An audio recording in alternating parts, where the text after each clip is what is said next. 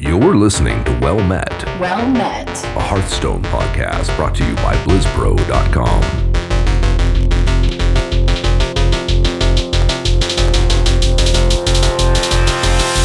Well met.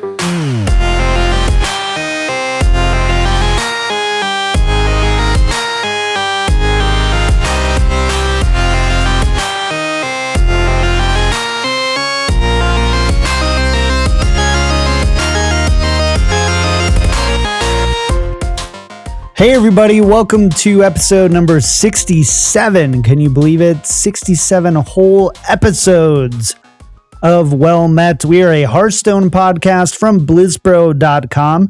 From Denver, Colorado, I'm John Horstman. And with me, of course, is half the crew, Kevin Hovdestad. Welcome to the show. It's just you and me riding solo.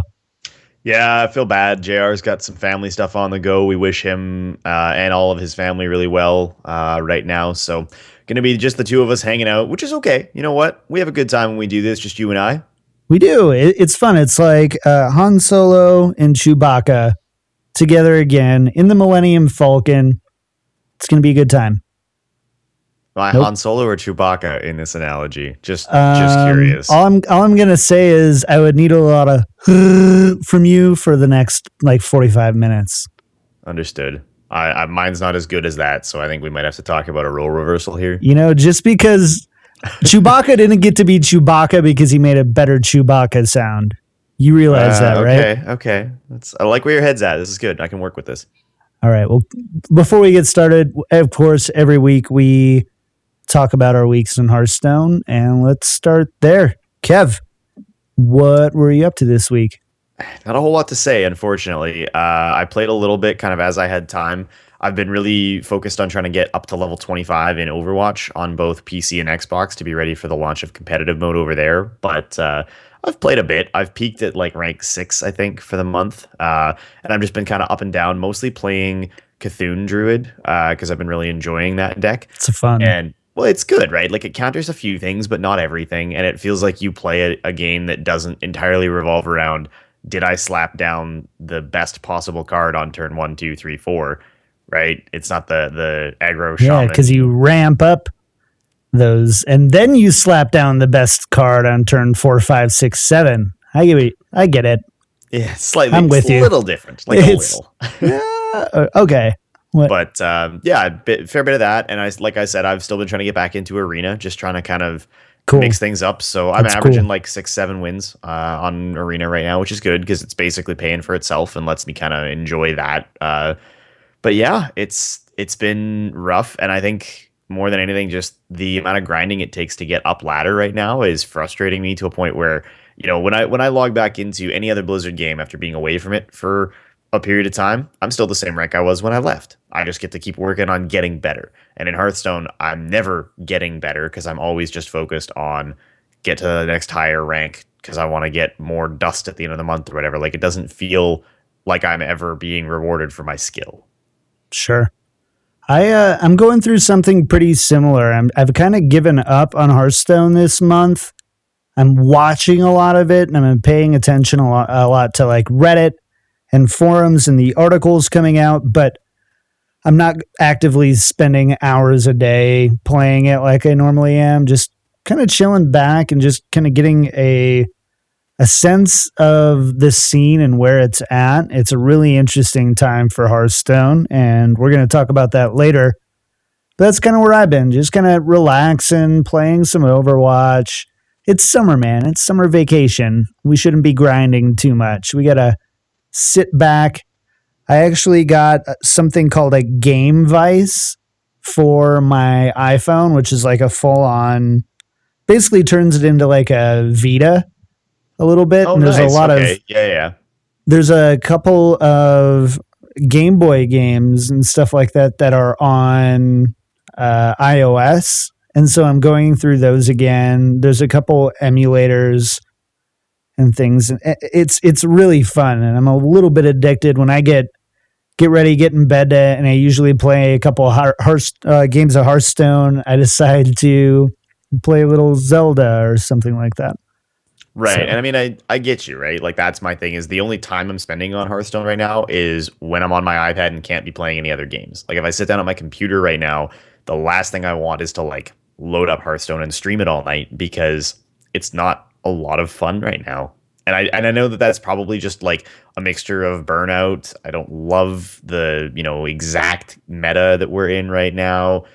Plus, I have been obviously beaking the ladder system for as long as we've known each other. Like it's become kind of a dull record thing, but yeah, it's fine. I think the game is still very enjoyable. Mostly, I think I'm ready for something to shift a little, right? Whether that's new set, some more card nerfs, ladder changes. The game feels like it needs a bit of a refresher of something.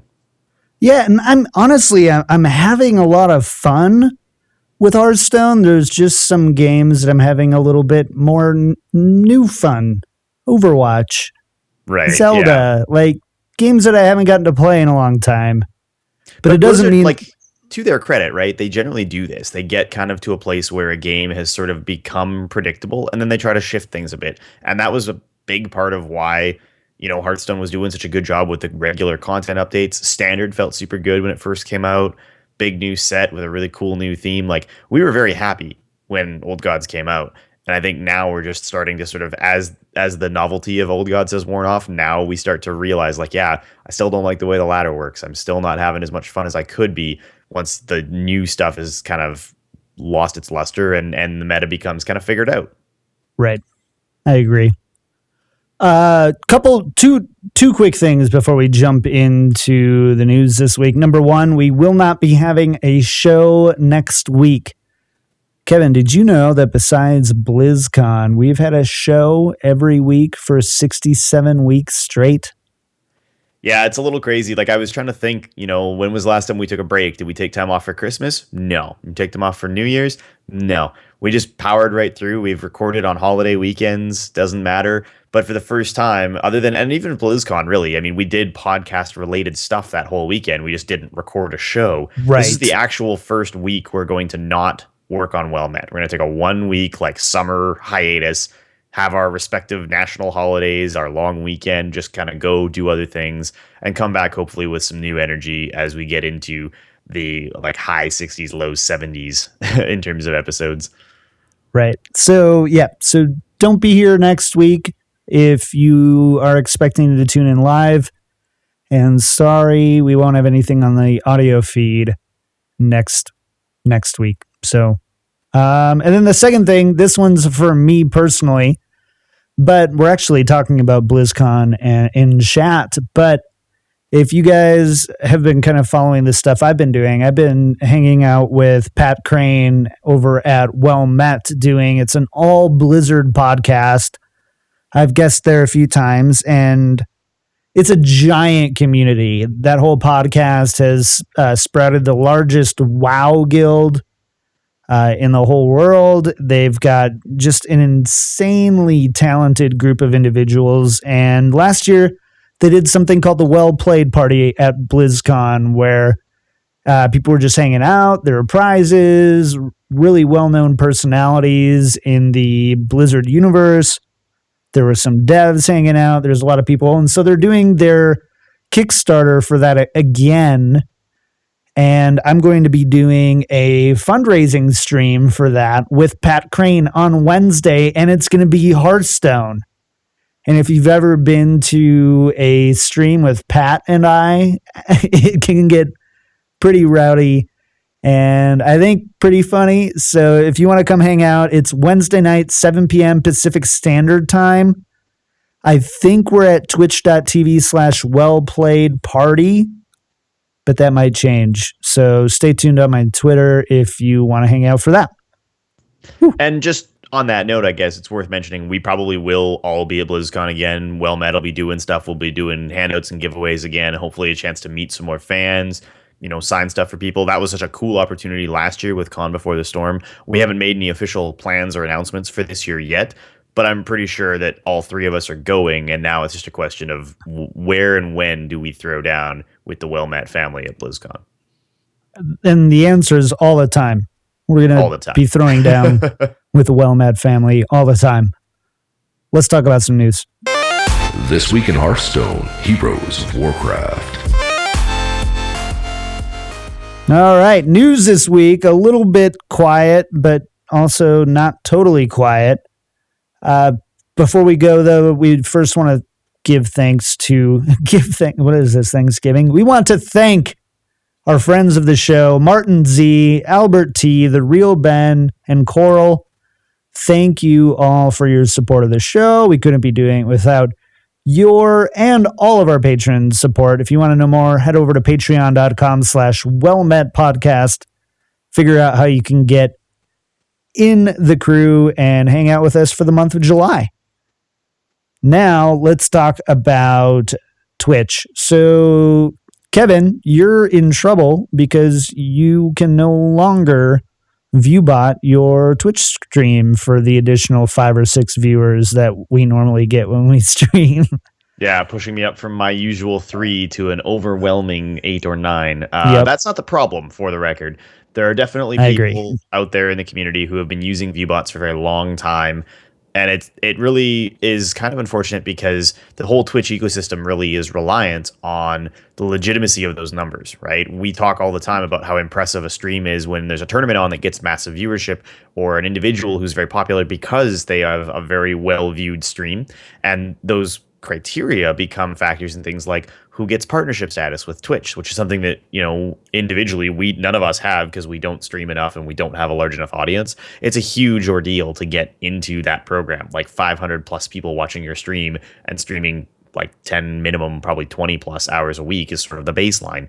That's a big commitment and not something that everybody can do. Viewbots always sort of cascaded and made that process a little bit questionable. And there were definitely people who clearly, you'd go in and you'd be sitting in chat on a stream that said it had thousands of people and talking to the same 9 or 10 guys. Like, it didn't make a lot of sense. So Twitch is finally officially now taking a stance on this. They've always obviously disliked it, but they're actually suing. They are openly suing a group of companies who offer viewbotting services. So this won't probably be the end of viewbotting on Twitch, but it does set a precedent that they're going to get really aggressive out there, and people who offer these services, who monetize them, are going to have a bad time. Yeah, I definitely think this is long overdue. It's really frustrating when there are some incredible streams. There's great streams, like 1,000 plus, and a lot of them are legitimate. And then at like the 500 to 1,000 range, there's a lot of people who, I don't know how they got there. I don't know what they're doing there. And then like down like the 100 to 200 person streams, and even below that, there's like these people who were in the Hearthstone Championship Tour preliminaries and championships who we should have been watching and seeing, who aren't getting the exposure they deserve because some people want to pay money to have more viewers, and that's just not right. I don't care where you're from. I don't care what you believe. It's cheating. It's cheating. It's buying viewers just like it's buying levels in Overwatch or what. Not even levels. I don't even know what you would buy in Overwatch. It's like buying an innervate for whatever class you want in Hearthstone. You can just 50 cents and you get an innervate to use and get something out 2 turns earlier. You just can't do it. Kev, that's not okay. No, it's not okay. And I mean, I think it's also important to recognize that with being a Twitch streamer, like, I don't stream as much as I should, and I'm gonna try to be better about that as time goes on over the summer. But really, you say this every week, by the way. Come on. It's bad. Boo, we don't believe you. No one believes me. Anyway, point I was going to make is a big part of the experience, right, for everybody on both sides of the equation is it's really exciting. Like, if you're somebody who is a Twitch user and you like watching people stream, jump into one of those little channels that's got 5 or 6 people watching. Jump in and actually chat and talk to the person who's streaming. That will make their whole day to have some new people come in and just check out their stream and watch them. They love it, right? It's such a huge part of your growth as a streamer or a content creator is to see new people checking out your stuff. So viewbots also kind of are people who don't actually value that proposition, right? Like, if I was going to stream and only 10 people come watch me, but it's 10 real people, that's a really meaningful thing for me. But if I decide that those people don't matter and I just run a bot so that it looks like I have a bigger audience because I'm trying to impress somebody or get partnership status illegitimately or something, that really devalues having that audience, having those people who come in and check out your stuff. It would be awful, I think. And the kinds of people who use them, that I think says a lot about whether or not they actually care about you as a viewer, right? Yeah, I mean, it's like paid positioning in social media. It's just not okay. If Twitch decided to come out with a system to where people could pay to get their streams more noticed, I would get that. I would actually prefer that over, have a promoted stream or whatever. I would get that. What I don't get is people going around to, lie about the type of stream and the type of viewers they have watching just to appear higher in rankings. If they want positioning in live streaming, and Twitch hasn't really taken any stance except for, hey, we know which ones are view bots, and internally we have that information, and it's supposedly not affecting their partnership status. It still, to other people, makes it a lot easier for someone like me to find them, and especially somebody new to the scene. Right? Somebody who maybe doesn't know a whole lot about Hearthstone, they're going to go and they're going to find these, people with quite a few viewers who, aren't that great to watch or listen to, or just straight up deceitful. Yeah, well, and it would be like a totally different thing if we were talking about people who were, for example, maybe bidding on something like maybe Twitch offered a charity auction where you could bid on the ability to be a front page featured streamer for a period of time. And that was something they did not just as a service that's promoting their own, structure, but as something that you could then, in theory, right, trade money for that exposure or something. Like, okay, fine. That's a legitimate thing. And there's architecture in place to support that. I don't think that's going to happen. And I think that viewbotting is people trying to basically achieve that by being able to trade money for audience and build their success illegitimately that way. So, but it's fine, right? Twitch is taking action. I'm totally happy with this. If you're the kind of person who's using viewbots, A, don't. B, if you still think it's a good idea, maybe this is a good time to take a good hard look in the mirror and go, maybe not. Maybe I don't want to get sued. Yep, not fun. Let's go on to the IGN article with Peter Whalen and Mike Donais, right? Yeah, they did a really exhaustive interview with Mike and Peter, kind of talking about the design process for Whispers of the Old Gods and some of the individual choices they made in terms of like, how did you come across the decision to, do what you did with N'Zoth, and what does that now mean for Death Rattles on a go-forward basis? That's a place where they've admitted that they've kind of boxed themselves in a little bit in terms of what they're going to do with the Death Rattle mechanic for the duration of the time that N'Zoth will be in standard. So for the next year and a half, they have to kind of walk on eggshells with, can we do much of anything with Death Rattle? So I don't think you're going to see minions that spawn minions with Death Rattles, right? Like even a Harvest Golem, another minion like that just wouldn't be printable right now, basically. So there's definitely factors like that. I think the biggest new takeaway from this one, though, was that they're not going to ever do additional Cthulhu cards, right, Sean? Yeah, so, and I think this makes a lot of sense, right? What's the point of printing Cthulhu cards going further when Cthulhu phases out of standard and you still have Cthulhu cards available in standard? So I think that makes sense, unless they decided, well, Cthulhu's different, we're going to treat it differently. And I think that they experimented with the old gods theme and they thought it was, okay, this is cool, this is something different, and then they kind of moved on. Right, like it's not a tribe the way that mech was, where they can still print an occasional new mech card or something. Like that's fine. I think they just recognize that Cthulhu is kind of a self-contained package, and it would be very awkward, I think, at this point to add new Cthulhu cards because of the restrictions that exist around them. Like, they don't want more cards. They said this very actively, actually, in the interview. They didn't want more cards to be affected by Cthulhu than already are. And they gave examples of some cards where they had planned on it maybe being Cthulhu related. Things like Cult Apothecary apparently was originally going to be a Cthulhu-based card. And there's just stuff like that where they said, we don't want there to be 50 different cards in the game that are specifically related to Cthulhu. That 15-ish number felt really good. And it would also mean more cards that couldn't go into Arena because they don't have any of the Cthulhu cards in Arena either. Right. I think if Blizzard could / would have done it again, I wish they would have made more... I wish they would have made Cthulhu more of a class-based card so you could have more variety in the decks. But outside of like a couple of class-specific Cthulhu cards, maybe one or two max, it was the same shell no matter what you were doing, and basically the only different interactions you had were some class-specific cards and a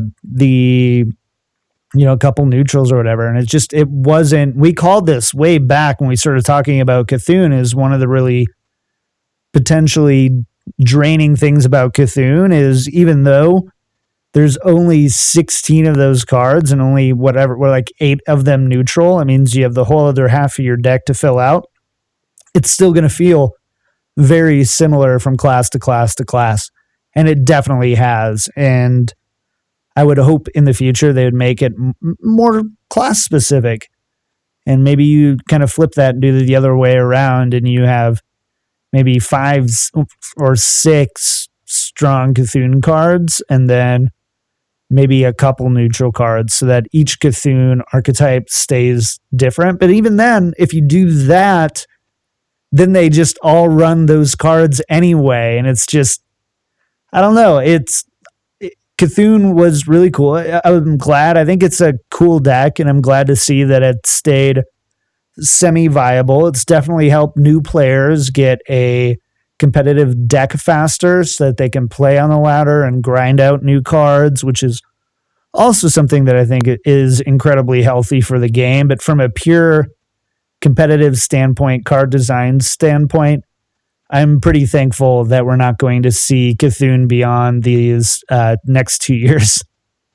Right. And I mean, Cthulhu in particular, like the problem was that it was entirely minion driven, right? There's no spells that are affected by Cthulhu or that affect Cthulhu. It's all minions. So that core package that you're referring to does feel really consistent. And if you play, Cthulhu Priest and then Cthulhu Warrior, the only difference you notice there is the like very subtle difference between, weapons in Warrior and spells that, can't hit targets with an attack of 4 in Priest, but they play structurally almost identically. They're very similar based on that shell, right? And I would hate for them to see that shell expand. It's the same reason that Standard has been so good to us because it rotated mech out, right? If mechs hadn't gone away, even today now, all of the best decks would still be running Piloted Shredder. There'd still be sort of those same consistent things that carried forward. There'd be the same synergies forever. And they can now do this cool thing where they print additional cards that affect the tribes in Wild without it affecting Standard. But Cthulhu, again, is not a tribe, right? So it would be very difficult for that to feel novel or interesting. Plus, the Cthulhu cards can't be playable without Cthulhu. So you lock that concept to a single archetype that's never going to change in any way, even if you print new Cthulhu cards. So I think it's good. I'm not shocked by it. I would have actually been more surprised if they said they were considering printing additional Cthulhu cards down the road. That would have been very odd to me, considering that this is the expansion focused on the old gods. Last question I would ask for you, Kev. We touched on it a little bit on N'Zoth and the limiting of Death Rattle cards going further while N'Zoth is still here. Obviously, N'Zoth is incredibly powerful, or not so much, depending on the Death Rattle cards that are in the rotation. For me, I'm like, cool, I don't care. I hate Death Rattle cards post GVG, basically. Do you kind of feel the same way? Are you like, meh, we'll be fine? Or do you think this was an unintended consequence that might limit how fun and interesting Hearthstone can be for the foreseeable future? I mean, we know that the cards in these sets are going to rotate out, right? And that makes a big difference because if N'Zoth was a kind of card that we had seen in the original game, if it was part of the classic set and wasn't going anywhere, I would be seriously concerned. But we know that N'Zoth eventually leaves the ecosystem for standard, and we can then go back to having more and different Death Rattle effects. Death Rattle is one of those mechanics that's always been a little frustrating because they were generally quite powerful, and they do tend to be the types of cards that affect snowballing and board presence in a way that no other mechanic can, right? So I'm not really too worried about it. I do think it means that there's things out there, like for sake of argument, Death Rattle Hunter has become kind of a thing, right? Hunter's got the most Death Rattle cards and Death Rattle synergies in Whispers of the Old Gods. That's never going to be a viable archetype because of N'Zoth. They can't make more good Death Rattle cards for Hunter because they can't make more good Death Rattle cards at all. If they do print anything with a good Death Rattle, it has to be class specific, and even then, the Death Rattle itself can't be powerful, it can't be valuable, because N'Zoth makes that a huge problem. So, I mean, I do think they've kind of locked themselves into a corner with this, but I think it's a totally acceptable corner to be trapped in for a year or two, not forever. Yeah. All right, let's go ahead and talk a little bit about the Hearthstone esports news this week. The Pro Corner. Every time. Time. The Hearthstone Championship Tour NA Championships were this weekend. And a big congratulations to Sidonia, who defeated Rosti every time. Rosti 4-3 on the most disappointed coin flip I think I have seen in a long time. It was at the very end, it was a deadly shot that was basically win or lose. He got the win, went right through, got the, and he was Rosti was one off lethal. It was really well played. Like, it definitely diminishes the entire weekend to say it was won on a coin flip because there was a lot of right plays that had happened the entire weekend and a lot of great Hearthstone being played. But at the end of the day, the last play, just a random deadly shot, cross the fingers, and yes. Where can I buy that RNG? Maybe that's what you need to be able to do in Hearthstone is buy RNG. That'd be the most brilliant microtransaction ever. And it's a joke. Don't you dare send me an email. If you send me a freaking email, I will ignore. I'm tweeting it. And then I go, this person's an idiot. I'm going to do that. Don't send me an email. Kev, what do you think about the Hearthstone this weekend? I mean, it was good, man. Like you said, it really does diminish how well played a lot of the weekend was to focus in on, that game 7 coin flip. And I mean, there's a reason. There was a reason a long time ago that hunters moved away from things like Deadly Shot, that players kind of went away from cards that had those random requirements. Deadly Shot is one of those cards that's in Hunter right now, so that you can use it against a single target on a board when somebody plays that big fatty you have no other answer to, because it's cheap, right? It's good removal, it's efficient if you have control over its target. It's never meant to be played against a board with multiple targets, because then you just kind of resign yourself to whatever the outcome is. And it's unfortunate that was what, the pinnacle of the whole weekend was that's the moment at which who is the champion, who's going to BlizzCon, was riding on that. So yeah, I mean, I thought the tournament itself was good. It was nice to see Cora get to go back and be on the casting desk again. I know that she was really looking forward to that. I was very happy with the whole spring season, frankly. I think it was cool that they kind of mixed stuff up a little bit, and I don't know. I don't know what else to say. I do know that we're going to talk a little bit about some of the reactions that we saw to the NA Spring Championship and Spring Championships, kind of the spring season in general. Is there anything you want to say before we dive into that? Yeah, I want to set my platform now and say that I think that the NA, honestly, all the HCT stuff that has gone on the past month has been incredible, from the production value to the casting to the actual Hearthstone being played. I remember in the Winter Championships, and even like the last chance qualifier and stuff like that happening last year, I remember how poor the Hearthstone being played was, where you'd go on Twitter or Reddit and be like, why are these people here? And there's misplays everywhere. And I can say that that hasn't been the case this weekend or the past month at all. And that's been a huge breath of fresh air. So I think they've been getting all this right. And honestly, it's some of the best Hearthstone that we're seeing play right now. But Kev, go ahead and lead us into our next topic, this Reddit post that you posted up in Slack.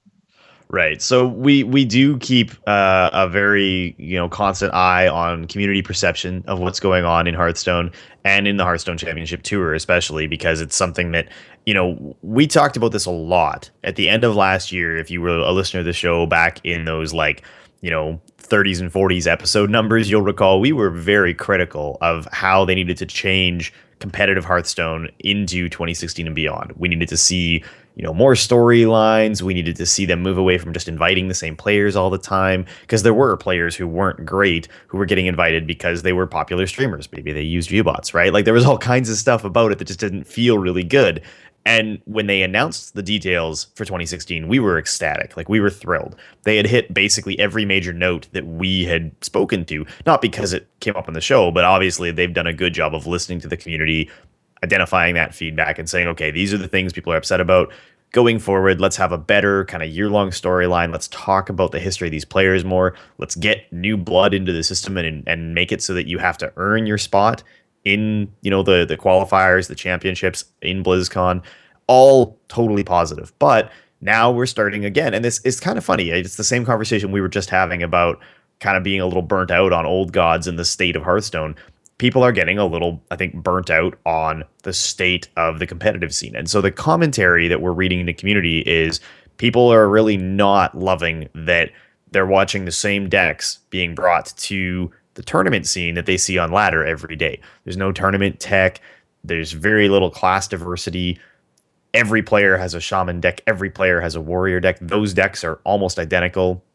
There's not a lot of innovation occurring because the how tight those lists are and how well refined the meta is makes it very difficult for people to kind of show up with a surprise. And that's complicated by things like how the conquest system works.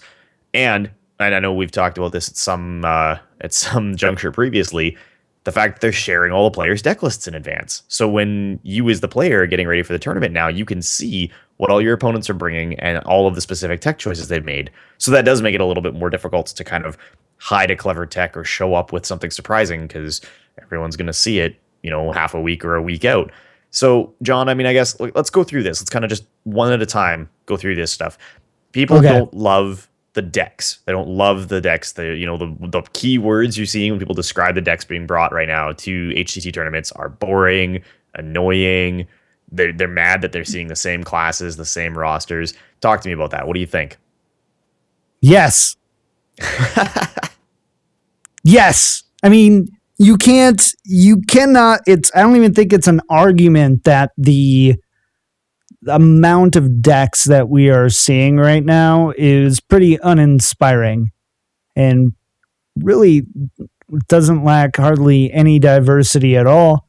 And the people who did have quite a bit of diversity in their lineups didn't make it past the preliminaries, And I think that just goes to show, the game is not in a place where even if you bring kind of a dark horse wildcard deck, that you can be consistently rewarded for it, which could also be a whole nother tangent on the health of the game and what it means to have a healthy game, and the decks that you bring and being able to surprise. And maybe that's like sideboarding. Maybe that's some things that need to change to make things more fresh, but it was definitely very much so that the decks are pretty boring, not just because we see them in tournaments all the time, but we lose to them on ladder all the time. Every time I lose to those decks on ladder, it's the absolute worst. So yeah, I think this is easily the critique with the most warrant right now for the state of Hearthstone is once you've seen a aggro shaman or mid-range shaman mirror, you don't need to see it again. It's the same thing every time. So, yeah, that's what I would say. But I feel like if we're going to have this conversation, you're right, it is valid criticism, but it's also the criticism that gets levied the most often. We had this exact conversation, I'm sure, point for point, towards the end of the pre-standard era, where every player showed up to every tournament with mid-range druid, secret paladin. You go back before that, and it was patron warrior, handlock, mid-range druid. Like, there's always this same thing where there's kind of an understood stable of high-end decks, and they form kind of this weird, circular ecosystem where if you want to beat the shaman, you have to play zoo. If you want to beat the zoo, you have to play warrior. If you want to beat the warrior, you have to play shaman. And then we're kind of stuck with that, right? That's where we are right now. But it's also where we've been kind of throughout the history of the game. So, I mean, I understand the frustration. People want to show up to the tournament. They want to be surprised. They want something cool to happen that they weren't expecting. I don't know that the game itself is really designed in a way that facilitates that. And I think some of that probably is also going to be, for better or for worse, it's actually going to be exacerbated by standard, because the card pool is going to stay very narrow. So it's not like you're going to be able to bring hyper-specific tech or make really clever deck design decisions, because you're always going to be working from that same narrow pool of cards. Now, granted, this might be something that's less worse, not better, but less worse as we get closer to BlizzCon, because there will be more card sets in play. And the end of the year will always feel a little better because there are just more cards to choose from. But I don't know. I don't know if we can make a legitimate complaint out of people brought the best decks. I don't really say anything other than, yeah. If you were playing for $100,000, wouldn't you? The question is can Hearthstone exist as a game with more than 6 or 7 viable decks at the top end tournament play? Right. And further to that, can they do a better job of creating more, rotational symmetry where we saw no priest, we saw no paladin, we're seeing very little mage or rogue. The game is being driven at any given time usually by like 3 classes, sometimes 4. It was, the patron handlock druid, then it was the druid secret paladin, era, and now it's kind of, if you're not playing warrior or zoo or shaman, you're doing it wrong. It would be nice, I guess, if there was maybe a 4th or a 5th class that really effectively entered into that cycle and just gave the game a little more variety, especially if it was a variety of classes that fulfilled the same conditions, right? When the game is so board driven right now and every class is basically just trying to win on board, that makes it even worse. Because say what you will about whether you liked the decks or not, the old mid-range druid, the old freeze mage, like these were classes and archetypes that really forced people to think differently about how they're going to play the game. And it did actually kind of open up some decision making where, you knew people were running zoo, you could bring freeze mage, and then clever people could say, okay, well, freeze mage is going to be there. I could beat it with druid, but I could also bring warrior and beat it with warrior, which is a class that no one was playing at the time. Like, there's all these little things that just, I think the narrowness of the game right now in terms of win conditions, in terms of styles of play, it is making it so that there are probably just right and wrong choices for classes and decks. So, but another factor, right? One of the things that we knew was going to be an issue going into this was Conquest. So the big switch to Conquest again last year felt really good because we had watched people snowball with a single deck, win BlizzCon on the back of one deck list. That's a thing that happened. Legitimately, that was what we watched occur. But now people are saying they want to go back the other way. They want to go back to things like Last Hero Standing because you can target more effectively. There's a better opportunity for variety because you don't just have to bring the absolute best decks because you now can predict exactly what your opponent is going to play. They have to stay on a deck once they've started using it. So you can do some better targeting of your opponent's choices rather than it just being kind of the coin flip of, who wastes their shaman first or who rolls zoo into shaman or whatever. I don't know, John. Like I liked the switch to Conquest, and I liked the fact that it actually at the time meant we saw more variety from like one tournament to the next. But I don't know, like, is Last Hero Standing better, or is this something where we need to go back to the drawing board altogether? Yes. This is going to be the best conversation. Where's JR to disagree with us, man? I what I would actually say is this. we as a Hearthstone community have a very short-term memory. We really do. And we try our best to be unbiased here on the podcast. But in the end, we remember what we want to remember. It's just a social thing. And when we had Last Hero Standing, there were people complaining every day on Twitter and on Reddit how it wasn't conducive to how the pro players wanted to play. It stifled creativity, and it made you feel like you were winning off of a coin flip on that first or second match. The flip side is now what we have is Conquest, and then now that people have seen Conquest, which people were pretty excited about when it first came out, they are now again going, something different. Some people are saying Last Hero Standing again. But I think, are there other formats out there besides Conquest and Last Hero Standing? I'm not a card guy, so I only know the formats that we have. I mean, I think you kind of touched on it earlier without meaning to, right? They could do things like introduce sideboarding. We could have it be... I meant to do that. Right. I don't know why you would say I didn't mean to do that. Of course I meant to do that. Let the conversation happen, man. Now you broke the fourth wall. You screwed it all up. Of course I meant to say that. Dang, Kevin. Dang. Okay, look. John didn't try to be smart here, but he said something smart. Exactly. That's what it was. No, there's lots of stuff they could do, right? And it could be that you have to pick your 5 decks and lock in an order, and you play a best of 5 where you don't get to recycle a deck. It wins or it loses, and it doesn't matter. You just play it once, and that would maybe force people to bring more variety and give you a better variety of matchups. Like, I don't know. It's not that there's a specific set of formats. Basically, the sky's the limit here. They could do whatever they wanted. They could make it so that if you lose, you get to go make a new deck right there on the spot in a Last Hero Standing style format. They could do all kinds of things. I'm happy with Conquest. I think it's done a lot of good things for the game and for the ecosystem. But I think it was built with one goal, right? It was built with the goal of letting people see more classes per tournament. Because in Last Hero Standing, you were seeing...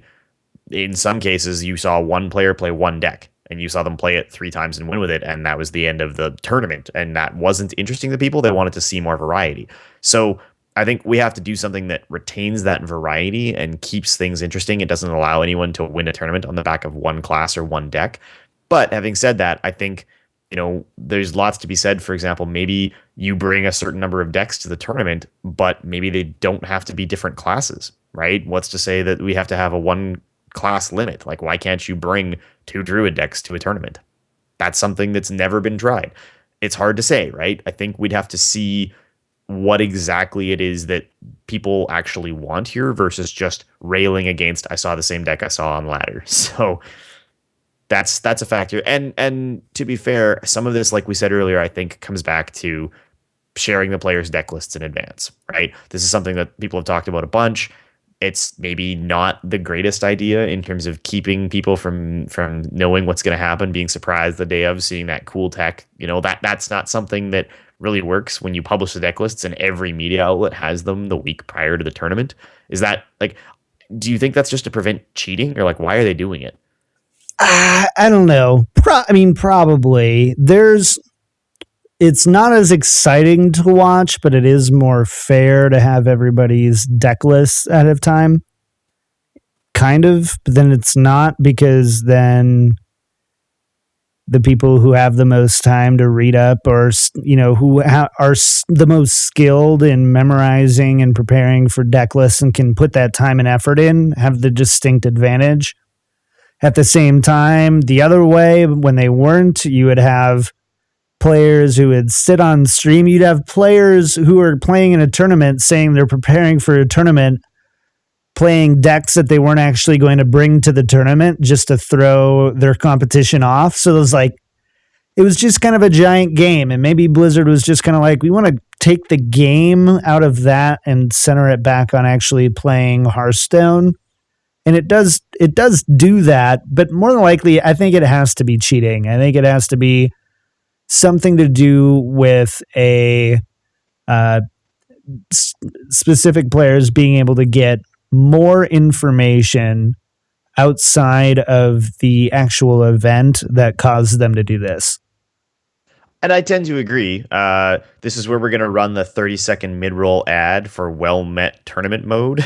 But yeah, I think there's definitely an element of, people see the games that are played on stream and they don't see the other games. So maybe they don't get to see some players' decks or some players' tech choices.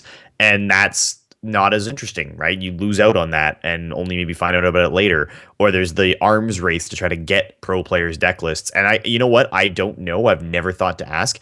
Maybe there are pro players who actually really like this because it means that they're not being hassled by companies and people who want their deck lists right after a tournament to write about them and try to race to be the first to publish an article where here's the decks that Muzzy was going to bring to a tournament. Because I know that players do take those kinds of requests, or people ask them for the deck lists they brought to a tournament that doesn't do this, like a dream hack or something.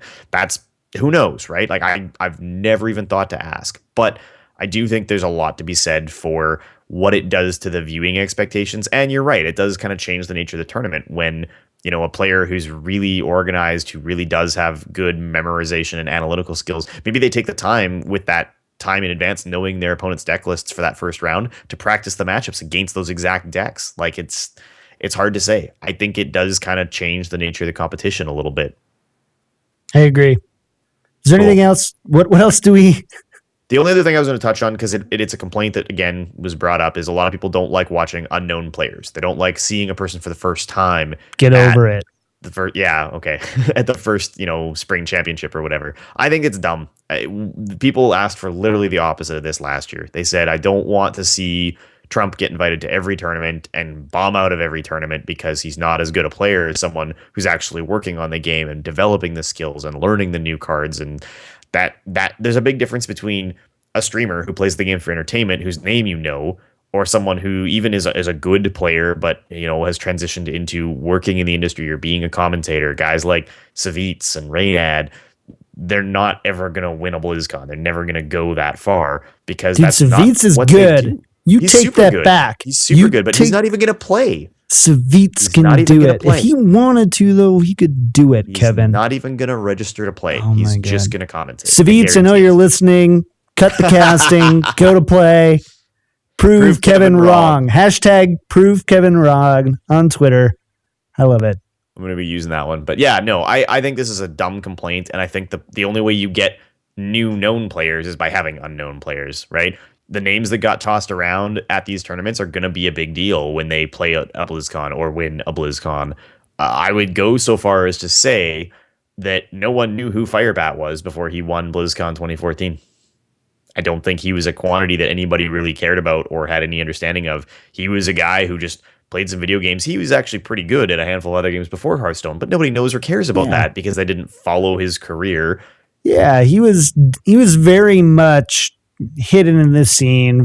Absolutely. I would say I wish that this format definitely has the opportunity for unknown players to do very well. And we saw it these last 3 weeks. We saw a lot of unknown players. However, the meta and the decks that they're playing isn't actually showing. And I think that's the missing piece is you don't actually leave going, wow, that unknown player really piloted that mid-range shaman deck very well. I'm really excited about that, and I want to go follow him. Whereas when we saw Ostkaka and Tice go head-to-head in a Freeze Mage mirror, we're like, we are watching two gods do battle on the clouds of Ben Brode's beard and the lightning of Yang Wu's biceps. I don't know. Whatever. It was a magical moment. And right now, if I'm going to watch two guys play mid-range shaman against each other, I would rather it be somebody I care about and know and have watched. If we're in a place where I can see cool decks and we are seeing real skill from player, and I don't want to say it's not skillful because it's not. You don't win that many games without skill, but it just doesn't feel like I'm discovering this new hidden talent in Hearthstone. Instead, it's like, oh, this guy ran mid-range shaman and Zulak better than that guy ran mid-range shaman and Zulak. But in the end, they're all the same. And in 20 minutes, if you run that again, you can flip a coin and it would go the other way. And I think that's one of the big problems with this too, is not that it's not that they're unknown players. It's that they're unknown players playing really well-known, boring, uninspiring decks. Right. And I would tend to agree. I think that, and honestly, this maybe is something that needs to be talked about for, 2017 and onwards in Pro Hearthstone, but we don't get to see these guys until they get this breakout performance through HCT. And then that's where we meet them for the first time. Maybe the whole Pro Hearthstone scene needs a little more ongoing play. Maybe we need to see something that's more of a league and less of a series of one-hitter tournaments, right? Leagues. I think leagues are a huge thing. I think regular content's a huge thing. There's a lot going on, and if you want to watch Pro Hearthstone, you can basically plan. You could set your clock to, is there a Pro Hearthstone tournament on Twitch right now? Like, there's lots going on. You can watch Pro Hearthstone every weekend, no questions asked. But there's always been this weird disconnect where, like, when Blizzard first really got into esports with StarCraft, they worked with all the partnering tournaments, and that became a big part of how they figured out who was going to BlizzCon and got them involved. And somebody who won a DreamHack or an MLG tournament or any other third-party event, that actually affected how they were doing in terms of the overall scene, and they earned points towards attending BlizzCon, and there was all this kind of really cool partnership stuff happening. Hearthstone's kind of in this weird, like, private bubble where Blizzard does Blizzard stuff and everything else is just kind of, it's sanctioned by Blizzard. They have to sign off on tournaments with prize pools over 10 grand, but that's not actually them evaluating or involving it in their system. So it makes it very difficult for someone to kind of keep up with who's coming, who's going, who's hot, who's not. You meet tournament players the first time every weekend, and then the next weekend you just won't see them again. And there's no continuity in this, player-driven storyline they want to sell us on. I know that that's a great thing, and I know that having cool things to talk about these players is really important and matters. And as a caster, that's what you want to do. You want to talk about the player, but we need to have more ability to do that and not have even the casters learning about these players for the first time the weekend they show up to the tournament. Yeah, I completely agree, and I hate saying that on this show. If you've listened to this show before, Kevin and I don't like agreeing. We don't like agreeing very much. So when we do it, it kind of pisses us off. Kev, we need to talk about meta. Is that all right? Yep. Let's do it. Or join us. Oh, no. No new Tempo Storm meta snapshot this week, so we're going straight to our new bread and butter. Every week, I love this meta report even more. The Vicious Syndicate Data Reaper report number 6 is out and live, and we've got quite a bit going on here. First and foremost, let's just talk about the Data Reaper report one more time. So this is from Vicious Syndicate. They are a Hearthstone team, good friend of the show. Ray C591 is there. Cora is on Vicious Syndicate as well. And it started out, they were just kind of giving us class frequency and deck frequency at different ranges on the ladder using a tool that you can download from their website. And then they started to get more and more in depth, where now we actually have a matchup chart that is kind of amazing. And it uses live data over the last 24 hours. It's a really incredible thing. Kev, you want to take us through this a little bit? Yeah, I mean, I think everybody's kind of familiar with this. We've talked about it a fair bit, so we're going to focus on some of the highlights this week. Basically, the big things to note are Warrior obviously continuing to be very dominant. The Cthulhu Warrior is the most played warrior archetype in most of the ranges in terms of ranks, but the sort of big rising star right now is Dragon Warrior. And if you haven't seen this deck list, plays a little bit like Control, very cool dragon mid-rangey package in there as well. It's one of the best decks on the ladder right now. Overall, across all ranks, most common things are still mid-range Hunter, Zoo Warlock, Aggro Shaman, and now Tempo Mage. Tempo Mage making a massive comeback. Mage actually spiked over Druid to become the 5th most played class for the first time since, I think, like report number 3 or so, because it had really been offset by the rising popularity of Druid. So overall, no surprises here. Basically, your ladder experience is going to be almost entirely defined by warrior, hunter, warlock, and druid or shaman. Those are the four that are big. You see a little bit of a shift as you get into the higher ranks. At legend, there's a lot more warrior. On your path to legend, there's a lot more shaman. If you're back down in the lower ranks, if you're below rank 6, there's a lot more hunter. People trying to make that work to beat shaman and to beat warrior and to beat warlock, and they're playing whatever's fast. Exactly. The newest thing for Vicious Syndicate is actually doing kind of a power ranking. So they present the expected win rate of each archetype based on the matchups as they've calculated them and the frequency as they've gotten from their data. And their tier 1 right now is Dragon Warrior, Zoo Warlock, and Aggro Shaman. Surprising no one. So nope. Yeah, it's not surprising. There's one thing I would add, and that's that Mage surpassed Druid as being the 5th most popular deck. Nope, you didn't say said it. That word for word. Said it right in the back of your head, and it never came out of your lips, or I missed it. I might have missed it, Kev. I'm sorry. It's okay. It's late. I know you I'm like tired. to tune me out when I talk. It's fine. I'm waiting for JR to chime in and talk about how good these Yogg-Saron decks are that are being played on the ladder right now. I'm so glad we don't have to talk about Yogg-Saron this week. JR had us this whole thing. He wanted us to do this whole thing on Yogg-Saron and like Yogg-Saron. I'm excited about it. I love the conversation around Yogg-Saron. Dying. Oh, man. I think it's great. I think it's a great conversation to have. But as Kevin missed earlier, Tempo Mage has surpassed Druid. So just fun. Such a good listener. I know. I'm sorry. Friends. Active listening is just at an all-time low right now. I apologize. Okay, then no. I have nothing to add to that, Kevin. How's that feel? Well, yeah. That's great. I mean, Kevin, what do you job for a change? What are you gonna for a change, really? What are you gonna run this week on the ladder? You know what? I kind of want to try Dragon Warrior, not just because it's doing really well and rated really highly, but I've never played it. It's a list that I've literally never looked at. Is it because it's doing really well and rated really highly? Not at all. I mean, sure? if I was gonna do anything right now, like if I wanted to innovate, I think the space to innovate is still in tempo decks. I think there's still some work to be done there. And honestly, if I was gonna try to do something to just win, I was actually looking at Muzzy posted a patron list earlier, and he's up to top 20 on ladder right now on Legend with patron, because it basically wins against everything that isn't Control Warrior. And I think that's a really smart choice right now. It's actually, I recommended it in the Hearthhead report this week, but I never played Dragon Warrior. Like, not even when there was like a Control version of Dragon Warrior that ran Nefarian and stuff. I never played it. I've just never tried.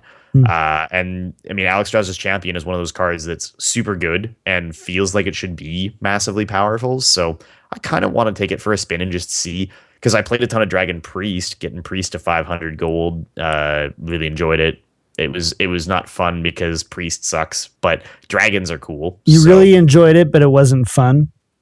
I enjoy the idea, right? Like the archetype is cool, but you know going in you're gonna lose a bunch of games. It sucks. I'm just being a butthead. I'm just being a butthead. You're so bad at it, though. I know. Did you say I'm bad at it? What are you gonna run, sir? I think that a really great meta breaker to run this week would be Senglass's Midrange Hunter. It's actually the article or the deck at the bottom of the Vicious Syndicate report this week. So I'm being really original and innovative with my deck recommendations. But no, on a very serious note, I do think that Midrange Hunter is one of the more fun decks to play. I know it sounds weird to say because everyone's like, oh yeah, it's really fun playing Call of the Wild on turn 8. I get it. 9. Yep. Or if you're JR, you double high main into double Call of the Wild. That's a lot of fun. If you've never done that before, you haven't lived, my friend. But I think that Midrange Hunter is actually really good right now. I think that the Dragon Warrior might be a little bit more difficult to pilot than Midrange Hunter.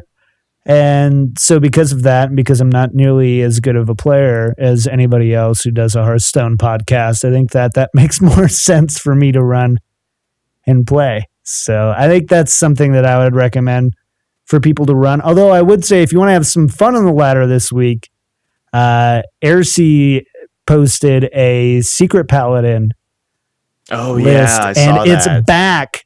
It's back, and JR saying he's doing really well with it too. He went from like rank 12 to 5 with like a 65% win rate. So might maybe try that out too. Those both kind of seem kind of fun to play on the ladder. Today we called Secret Paladin fun. I think we've lost all credibility. I'm going to go play Wild for a couple hours and then come back and be like, I'm never playing Secrets in my Paladin deck again. All right, Kev, we got to get out of here, I think. All right, I'm with you. Is that right?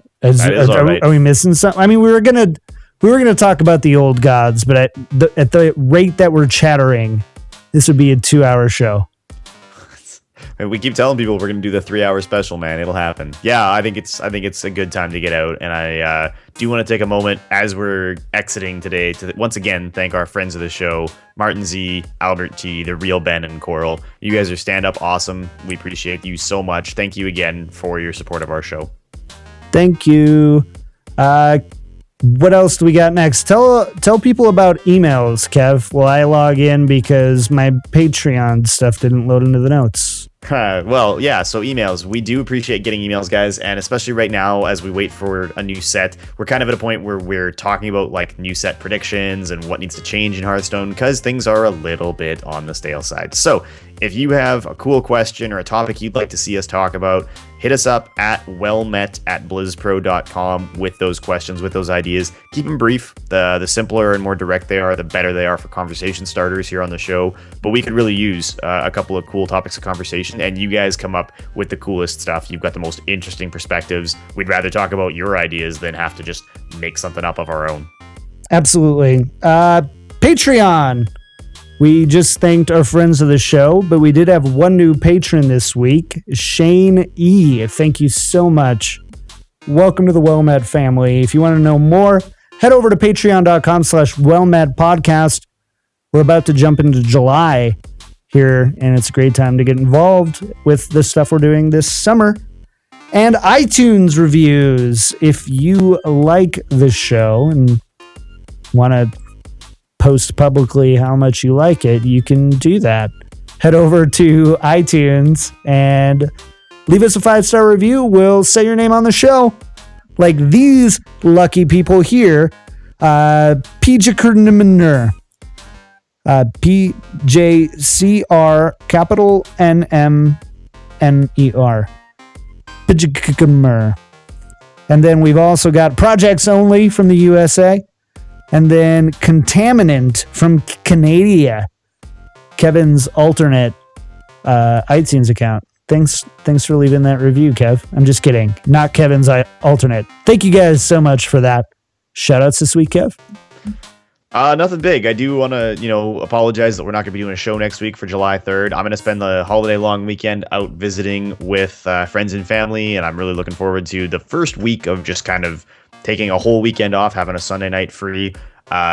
Couldn't be worse timed, right? Finally, Game of Thrones will be over and people will want to tune into a live show again, and that's the week we decide to take off. But, you guys do such a good job of keeping us coming back. Even when Hearthstone isn't, my personal favorite thing at any given time, I'm always looking forward to doing the show, hearing from the fans, talking to you guys about what's going down. So thank you all so much. And, stay tuned for all the really cool stuff we'll be doing in July now. We're going to have our bonus episodes coming up. We got all kinds of stuff coming for you now. But we're going to take 1 week to just kind of recharge our batteries. And that's mainly for me because these guys have missed multiple weeks in the last 6 to 7 weeks. Yeah, if something comes up, I'm away, JR's away, life goes on. But if John's not here, shut it down. I need a life, guys. Give me my life back. That's all I want. Give me my life back. As for me, if you like Hearthstone and just being rowdy and silly, you have to come check out our Hearthstone. I think we're going to call it Hearthstone After Dark, but without any innuendos in there, because it's just going to be whatever happens. When Pat and I get playing games together, it can get pretty hyper pretty quick. And that's all to go. All the funds we raised for that is going to go to the Well Played party. So if you're going to BlizzCon, you need to be there on Friday night. You're going to meet incredible people, prizes. There's so many cool stuff. I went there last year, but I was too scared to actually hang out, and I regret it every moment of my life. So yeah, so check that out. I don't know what stream it's going to be on yet. It's either going to be on my stream at McKick Tripod, at Pat Crane's stream, which is at Zug, ZHUG, or at Well Played Party. Follow me on Twitter if you aren't already for the updates on that. Whew. All right, we got to get out of here. So that's it for us this week. You can tune in together with your friends live every Sunday on twitch.tv/BlizzPro at 7 p.m. Pacific, or find us on your favorite podcast outlets. For updates throughout the week, follow us on Twitter at WellMet Podcast, and WellMet is entirely supported by our fans. Find out more at patreon.com/WellMet Podcast. Don't give me that look, Kev. We also have merch at store.blizzpro.com, and as always, a big thank you to Jake Buttineau at jakebuttineau.ca for our music and site designs for our graphics. Thank you again for joining us for episode 67 of WellMet. We'll see you next time. Bye, Kev. Bye, John. See you soon. All right? Soon? All right, Soon. good. Well Met is a production of BlizzPro.com. The show records live at 7 p.m. Pacific Standard Time at twitch.tv/BlizzPro. To get the latest news and information about the show, follow us on Twitter at Well Met Podcast, or join us on our subreddit at reddit.com/r/WellMet Podcast. If you would like to support the show, you can find out how at patreon.com/WellMet Podcast.